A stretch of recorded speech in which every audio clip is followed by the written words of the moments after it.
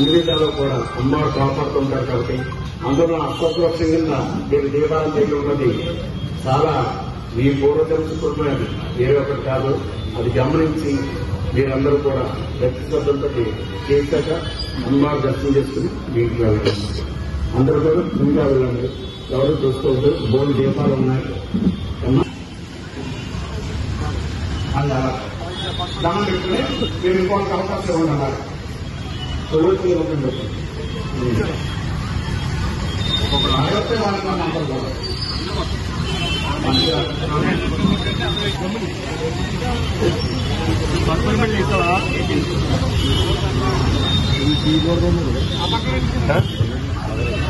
ఏం పర్లేదు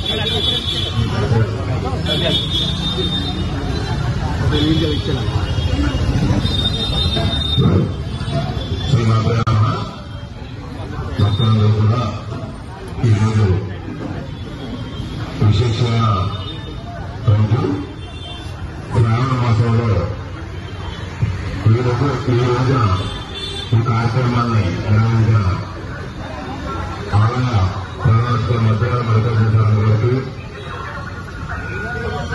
అలాగే మా ఆలయ సహాయ కమిషనర్ మహాలక్ష్మి రమేష్ గారు కూడా చాలా ధన్యవాదాలు. భక్తులందరూ కూడా ఈ కార్యక్రమాన్ని అమ్మవారిని దర్శించి ఇక్కడ ప్రయత్నం ఉండడం వల్ల అందరూ సుఖ సంతోషాలతో ఆనందానికి కూడా ప్రచోదయాత్ కాత్యాయనాయ విద్మహే